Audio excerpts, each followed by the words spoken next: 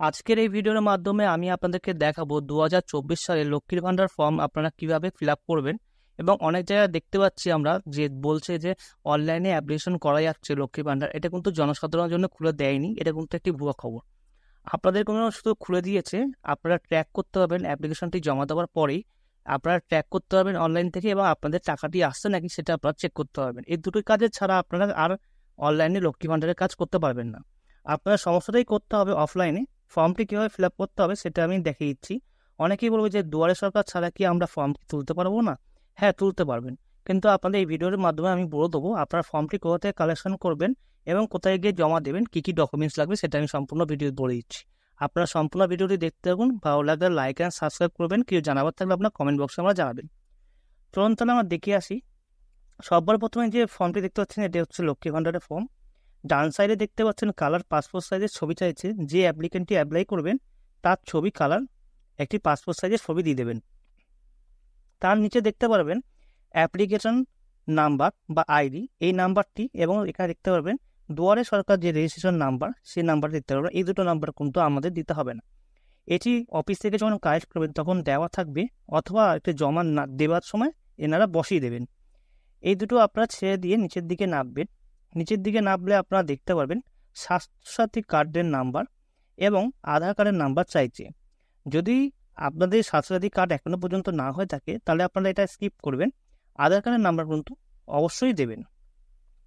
তার নিচে চলে আসলে আমরা দেখতে পারবো অ্যাপ্লিকেশন যে করছেন তার অ্যাপ্লিকেন্টের নাম, ফার্স্ট নেম, এখানে মিডিল নেম, এখানে না থাকলে দেওয়ার দরকার নেই, ইয়ারও ছেড়ে দেবেন।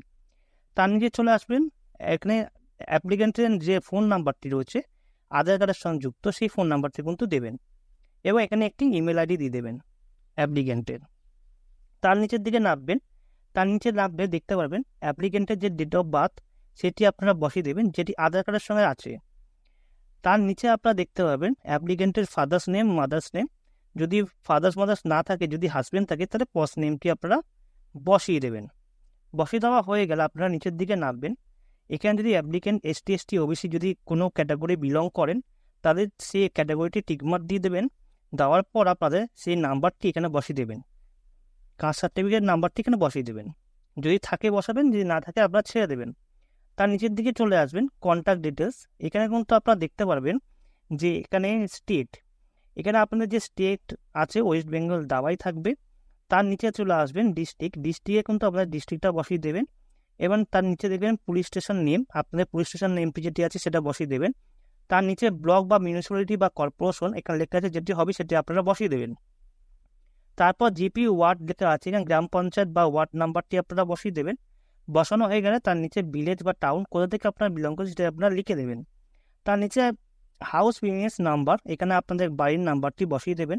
আপনাদের যে পোস্ট অফিসের নামটি সেটা এখানে আপনারা বসিয়ে দেবেন। আপনার যে পিনকোডটি আছে সেই পিনকোডটা সম্পূর্ণ এখানে বসিয়ে দেবেন।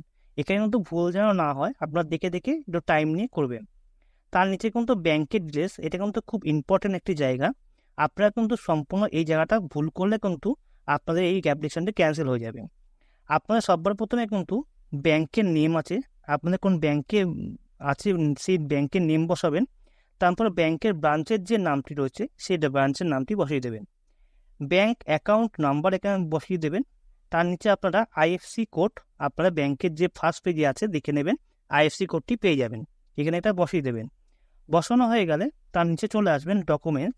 এখানে বলছে কালার পাসপোর্ট সাইজের ফটো চাইছে, এবং আপনাদের স্বাস্থ্যসাথী কার্ডের যদি থাকে তাহলে তার জেরক্স দেবেন, নয়তো আপনারা আধার কার্ডের জেরক্সটি দিয়ে দেবেন। কাস্ট সার্টিফিকেট থাকলে কাস্ট সার্টিফিকেট দেবেন, নয়তো আমরা কাস্ট সার্টিফিকেট এখানে দেবেন না। তার নিচে লেখা আছে ব্যাংকের ফার্স্ট পেজটি জেরক্স কপি, এবং তার নিচে আছে আদার্স, যদি আপনাদের থাকে তাহলে আদার্স পেপার আপনারা দিতে পারেন, নয়তো ছেড়ে দেবেন। তার নিচে চলে আসবে এখানে সেলফ ডিক্লারেশন, এখানে একটা আপনারা সিগনেচার করবেন, এখানে ডেট দেবেন, এখানে তারিখ দেবেন। এবার দিয়ে আপনারা নিচের দিকে নামবেন। নিচের দিকে নামলে অ্যাকনোলেজমেন্ট স্লিপ, এটা কিন্তু অফিসিয়াল কাজ, এটা কিন্তু আপনাদের কিছু করতে হবে না, এটা কিন্তু ওনারা করে আপনাদের এই অ্যাকনোলেজ স্লিপটা দেবে, এবং আপনারা পরবর্তীকালে এটা ট্র্যাক করতে পারবেন নাম্বার থেকে। এবং আমরা এই জায়গাটা ওনারা সই করে সিল করে দেবে, এবং সেটি আপনারা যত্ন করে রেখে দেবেন। এরকমভাবে আপনার ফর্মটি ফিল আপ করবো লক্ষ্মীর ভান্ডারে। আমার ভিডিওটি ভালো লাগলে আপনারা লাইক অ্যান্ড সাবস্ক্রাইব করবেন। আপনাদের কিছু জানাবার থাকলে আপনারা কমেন্ট বক্সে আমাকে জানাতে পারেন।